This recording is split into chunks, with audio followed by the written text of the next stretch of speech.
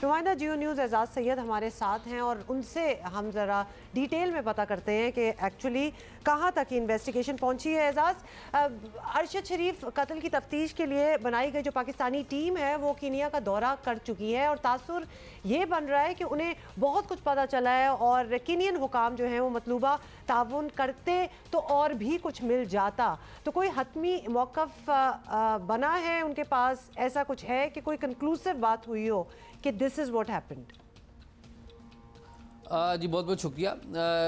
अरशद शरीफ के कत्ल के ऊपर जो 2 रुकनी फैक्ट फाइंडिंग टीम गई थी कीनिया, उस टीम ने कुछ शवाहिद और कुछ मालूमात इकट्ठी की हैं। इनिशियली कोई महदूद तावन भी हुआ, लेकिन जो बाज़ बुनियादी चीज़ें हैं अरशद शरीफ के कत्ल के हवाले से वो टीम को नहीं बताई गई। मिसाल के तौर पे अरशद शरीफ का लैपटॉप, मोबाइल और बाकी जो अहम चीज़ें हैं वो अभी नहीं मिली इनको। इन्होंने एक 11 नुकात पर मबनी सवालनामा तैयार किया है जो कि कीनियन हुकाम को भिजवाया गया है, क्योंकि कीनियन हुकाम उन 11 नुकात के ऊपर तावन नहीं कर रहे। और वो 11 नुकात में जो बाकी अहम चीदा नुकात ये हैं कि जो पाकिस्तान की जो 2 रुकनी टीम थी वो चाहती थी कि उन ऑफिशल्स से मुलाकात करके उनका इंटरव्यू किया जाए जो उस दिन वहाँ पर मौजूद थे और जिन्होंने फायरिंग में हिस्सा लिया। और उनमें सबसे अहम आदमी वो है जिसने वो शूट आउट किया। तो कीनियन हुकाम ने वो रसाई पाकिस्तान को नहीं दी। ये बुनियादी बात थी। फिर दूसरी बात यह कि उनका रिकॉर्ड चाहिए था कि वो लोग कौन है, उनका पस मंज़र क्या है।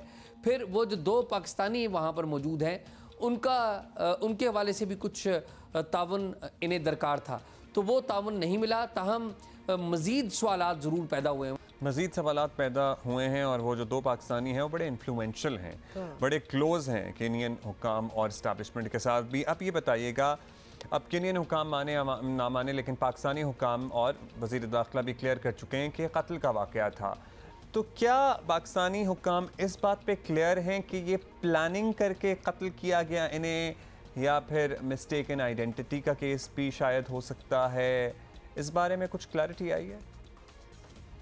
देखिए, पाकिस्तान की हुकूमत तो इस नतीजे पे पहुंच चुकी है कि जो अरशद शरीफ का कत्ल हुआ वो टारगेट किलिंग था, और अगर वो टारगेट किलिंग था तो उसके पीछे एक सवाल पैदा होता है कि क्या वो प्लान्ड टारगेट किलिंग था या वो एक एक्सीडेंट था।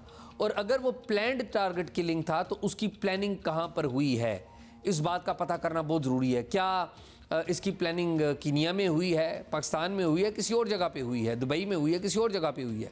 तो ये 3-4 बुनियादी नोयत के सवाल हैं और इन सवालों का जवाब उस वक्त तक आप नहीं हासिल कर सकते जब तक उन हुकाम तक आपको, उन ऑफिशल्स तक आपको रसाई ना हो जिन्होंने उस शूट आउट में हिस्सा लिया है।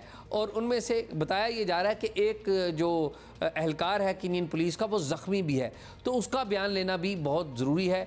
और जब ये तमाम बयानात सामने आएंगे तो फिर पता चलेगा कि क्या इस कत्ल की प्लानिंग की गई थी, और अगर प्लानिंग की गई थी तो वो कहाँ पर की गई थी, और मुतवक्का तौर पर वो लोग कौन हो सकते हैं जो इस प्लानिंग में मुलव्वस थे। एजाज, बहुत बहुत शुक्रिया। बॉटम लाइन इसकी ये है कि इतना पॉलिटिकल हो चुका है इशू पाकिस्तान में कि वी फील कि इसका जो भी रिजल्ट निकलेगा उस पर किसी का कोई कंसेंसस नहीं होगा।